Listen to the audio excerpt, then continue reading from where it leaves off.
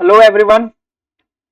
Rotor design के part 6 में हमने डिजाइन ऑफ बाउंड रोटर की शुरुआत करी थी, जिसमें हमने नंबर ऑफ रोटर स्लॉट देख लिया था। नंबर ऑफ रोटर टर्न्स भी हमने कवर अप किया था। देन इसके बाद रोटर करंट और कंडक्टर सेक्शन को कवर अप किया था। अगर वो वीडियो किसी ने नहीं देखा हो तो पहले जाके वो वीडियो देख लीजिएगा। मैं उसकी लिंक आपको आई बटन में प्रोवाइड करवा दूंगा। और एसी मशीन डिजाइन की जो प्लेलिस्ट है उसकी लिंक मैं आपको डिस्क्रिप्शन बॉक्स में पिन कर दूंगा, आप जाके उसे रेफर कर लीजिएगा। आज हम लोग रोटर डिजाइन का पार्ट 7 स्टार्ट कर रहे हैं, जिसमें हम लोग आज पढ़ने वाले हैं no load current in bound rotor. Okay, तो बिना किसी देरी से स्टार्ट करते हैं आज का लेक्चर। मैं आप सभी का स्वागत करता हूं इस चैनल पे, जिसका नाम है जेडी स्टडीज। सो वीडियो के साथ आप अंत तक बने रहिएगा ताकि आपको नो लोड करंट के बारे में पूरी जानकारी मिल जाए। सो आइए स्टार्ट करते हैं।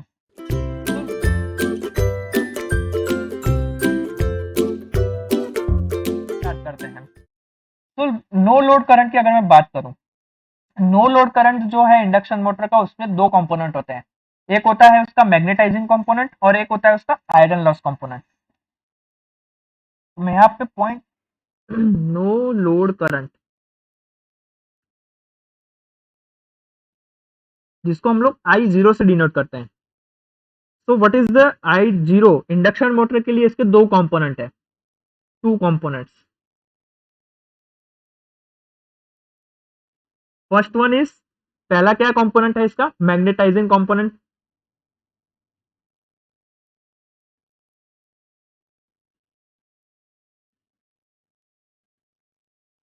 जिसको हम लोग आई एम से डिनोट करते हैं। और दूसरा है इसका आयरन लॉस कंपोनेंट, जिसको हम लोग आई डब्ल्यू से डिनोट करते हैं। तो फर्स्ट ऑफ ऑल हम लोग देखते हैं मैग्नेटाइजिंग करंट। अब ये मैग्नेटाइजिंग करंट क्या है और ये क्या रिस्पॉन्सिबिलिटी रखता है हमारे इंडक्शन मशीन में। तो मैग्नेटाइजिंग करंट के कारण क्या होता है कि जो हमारा रिक्वायर्ड अमाउंट ऑफ फ्लक्स है अलग अलग पार्ट के लिए मशीन के, वो हमें प्रोड्यूस करके देता है मैग्नेटाइजिंग उसका करंट। ओके, मैग्नेटाइजिंग ऐसे अगर आपको क्लियर भाषा में अगर मैं आपको बात करूं, तो magnetising current of an induction motor is responsible for producing the required amount of flux in the different part of the machine. इसीलिए ये जो करंट है, ये हम लोग अलग अलग मैग्नेटिक सर्किट, मशीन की मैग्नेटिक सर्किट से हम लोग कैलकुलेट करते हैं। और जो एम्पियर टर्न्स है मैग्नेटिक सर्किट का, जैसे हमारा स्टेटर कोर का एम्पियर टर्न हो गया, स्टेटर टीथ का एम्पियर टर्न हो गया, एयर गैप का एम्पियर टर्न हो गया, रोटर कोर हो गया, रोटर टीथ हो गया, तो इन सब का टोटल एम्पियर टर्न हम लोग फाइंड आउट करते हैं और उसको सम करते हैं, प्लस करते हैं, सिंपल। तो मैग्नेटाइजिंग करंट, देखिए मैं यहां पे लिखता हूं आपको। फर्स्ट है हमारा मैग्नेटाइजिंग करंट। तो इसके लिए हम लोग क्या, आई एम। तो मैग्नेटाइजिंग करंट हमारा रिस्पॉन्सिबल है, इसके लिए responsible for producing the required amount of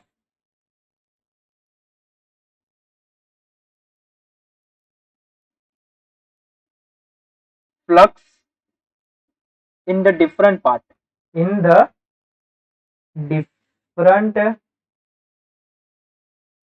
parts of machine.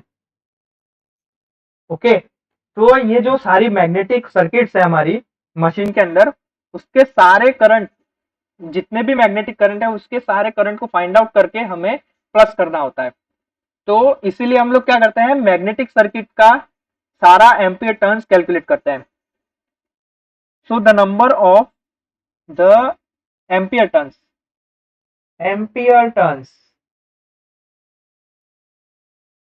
For all magnetic, circuit कौन कौन सी magnetic circuit? Such as stator core, okay, then stator teeth, then air gap,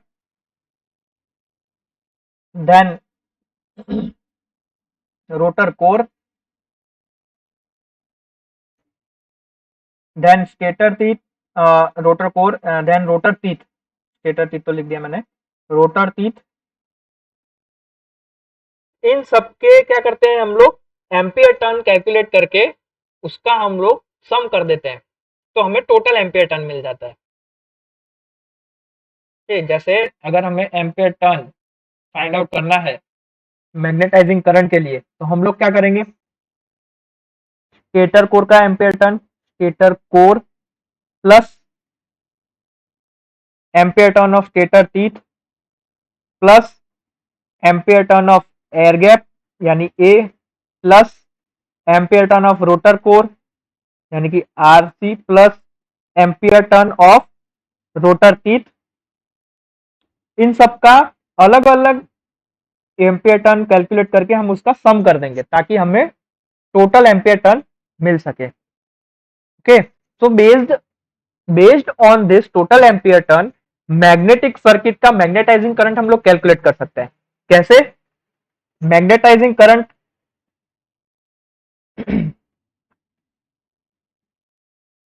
यानी कि I M is equal to क्या होता है? P into ampere turn, okay, P into ampere turn divided by ये 60, यहाँ पे 60 लिखना है, मैं बताता हूँ 60 क्यों लिखा है मैंने, 80/60 divided by 2.34 kW TPH, okay, जहां पे वेर P क्या है आपका? Number of pairs of poles. Pairs का मतलब सिंगल पेयर नहीं, मतलब सिंगल पोल नहीं, डबल, दो पोल को मिला के एक पेयर बनता है, तो ऐसे number of pair of poles. Then पहला 80/30 ये क्या है? Total ampere turn of the magnetic circuit at 60 degree from the center of pole। ठीक है, तो ये 60 क्या है आपका? ये 60 आपका डिग्री है। किस चीज का डिग्री है? टोटल एम्पियर टर्न आपका मैग्नेटिक सर्किट से 60 डिग्री अपार्ट है, 60 डिग्री आपके number of pole, centre of pole से दूर है। ओके, देन टीपीएच तो आप सबको पता ही है क्या है? नंबर ऑफ स्टेटर टर्न पर phase, number of stator turn पर फेज। ओके, सो ये जो मैंने ये वाला जो इक्वेशन रखा, यहां से आप लोग मैग्नेटाइजिंग करंट फाइंड आउट कर सकते हैं। सबसे पहले आपको एम्पियर टर्न फाइंड आउट करना है। एम्पियर टर्न आपको स्टेटर कोर में, स्टेटर टीथ में, देन एयर गैप में, देन रोटर कोर में, देन रोटर टीथ में, इन सब का एम्पियर टर्न फाइंड आउट करके आपको total ampere turn find out करना है। देन उसको आपको यहाँ मैग्नेटाइजिंग करंट का जो इक्वेशन है यहाँ पे पुट करना है। तो इस तरीके से आप लोग मैग्नेटाइजिंग करंट यहाँ से फाइंड आउट कर सकते हैं। नाउ दूसरा, नो लोड करंट में दूसरा है उसका कंपोनेंट आयरन लॉस का कंपोनेंट। सो मैं यहाँ पे आपको लिख सकता हूं iron loss component. Iron loss component को हम लोग कैसे डिनोट करते हैं? आई डब्ल्यू से डिनोट करते हैं, कंपोनेंट ऑफ करंट। ओके, सो ये जो कंपोनेंट है ये आपका मैग्नेटिक सर्किट के अंदर आयरन लॉस को सप्लाई करने के लिए रिस्पॉन्सिबल है। ठीक है, इसीलिए ये जो कंपोनेंट है ये हम लोग नो लोड लॉसेस और अप्लाइड वोल्टेज से फाइंड आउट करते हैं। कैसे? देखिए, तो नो लोड, ये जो कंपोनेंट है, this component of current is responsible for supplying the iron losses in magnetic circuit. Okay, hence this component can be calculated from, कैसे, no load losses and applied voltage. इसकी मदद से हम लोग iron loss का component find out करते हैं। कैसे, देखिए, आयरन लॉस का जो कंपोनेंट होता है जिसको हम लोग आईडब्ल्यू से डिनोट करते हैं, तो यहां पे number total total no load losses divided by 3 into voltages phase voltage. Okay, तो इस तरीके से हम लोग क्या करते हैं, आयरन लॉस का कंपोनेंट फाइंड आउट करते हैं। हम लोग उसे फाइंड आउट कर सकते हैं इस इक्वेशन के हेल्प से। तो इसको हम लोग इक्वेशन नंबर 2 लिख सकते हैं। ओके, तो यहां से हम लोग नो लोड करंट कैसे फाइंड आउट कर सकते हैं। सबसे पहले नो लोड करंट का आपका क्या है, दो कंपोनेंट का क्या है, दो कंपोनेंट में डिवाइड होता है, आई एम और आई डब्ल्यू। तो नो लोड करंट क्या होगा, यहां से आपका नो लोड करंट,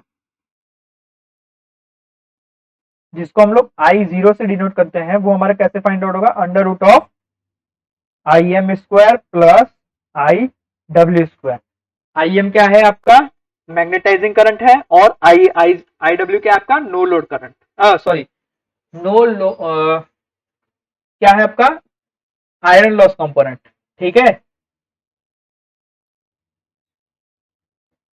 तो यहां से आप लोग कुछ इस तरीके से लिख सकते हैं इसको। अगर मैग्नेटाइजिंग करंट आप यहाँ पे पुट करते हैं तो हमारे पास क्या आएगा, P into 8060 divided by 2.34 kW TPH plus इसका स्क्वायर, प्लस आपका आयरन लॉस का कंपोनेंट क्या है, टोटल नो लोड लॉस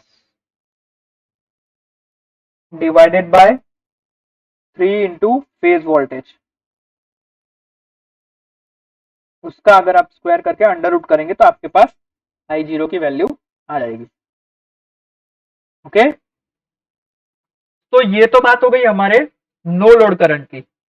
अब अगर हम लोग नो लोड करंट के साथ साथ एक छोटा सा पॉइंट है जो मैं यहाँ पे ही आपको कवर अप करवा देता हूं, वो है आपका नो लोड पावर फैक्टर। एक न्यू पॉइंट है आपका छोटा सा, नो लोड पावर फैक्टर।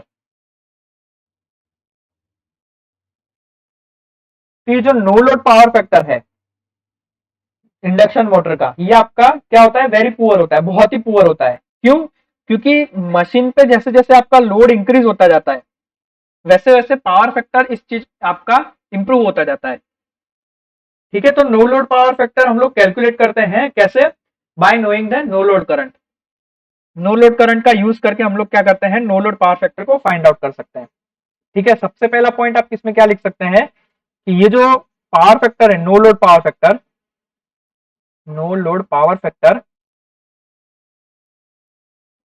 ये आपका इंडक्शन मोटर का is of an induction motor is very poor, of an induction motor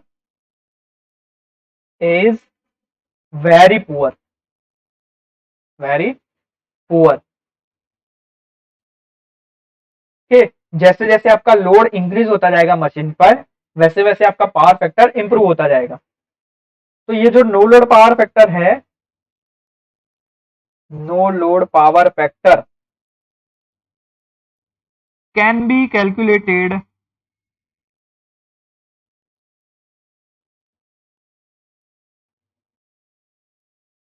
कैसे? By knowing the value of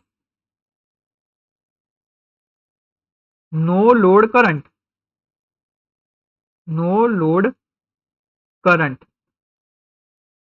okay. No load power factor को हम लोग नो लोड करंट से find out कर सकते हैं उसकी वैल्यू का यूज करके। तो पावर फैक्टर, अगर नो लोड पावर फैक्टर की बात करूं तो नो लोड पावर फैक्टर आप डिनोट करते हैं cos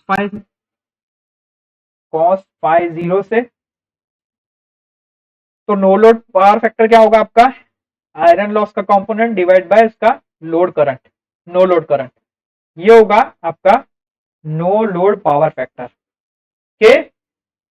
तो इसी के साथ हम लोग ये जो पार्ट 7 है रोटर डिजाइन का वो यहाँ पे कंप्लीट करते हैं। अब जब हम लोग नेक्स्ट लेक्चर में मिलेंगे तब हम लोग डिस्पर्जन कोएफिशिएंट का लेक्चर लेंगे और डिस्पर्जन कोएफिशिएंट आपका होता क्या है ये देखेंगे। और ये जो डिस्पर्जन पावर फैक्टर है आपका के इसमें सॉरी डिस्पर्जन कोएफिशिएंट है, इसमें आपका पावर फैक्टर एक इंपॉर्टेंट रोल प्ले करता है किसी भी मशीन के डिजाइन में। तो हम लोग नेक्स्ट लेक्चर में कवर अप करेंगे। ओके, तब तक के लिए आप इस वीडियो को लाइक कीजिएगा, शेयर कर दीजिएगा और चैनल को सब्सक्राइब करके बेल आइकन पे प्रेस कर दीजिएगा ताकि कोई भी नया वीडियो आए तो उसकी नोटिफिकेशन आपको मिल जाए। ठीक, मिलते हैं नेक्स्ट लेक्चर में, तब तक के लिए जय हिंद।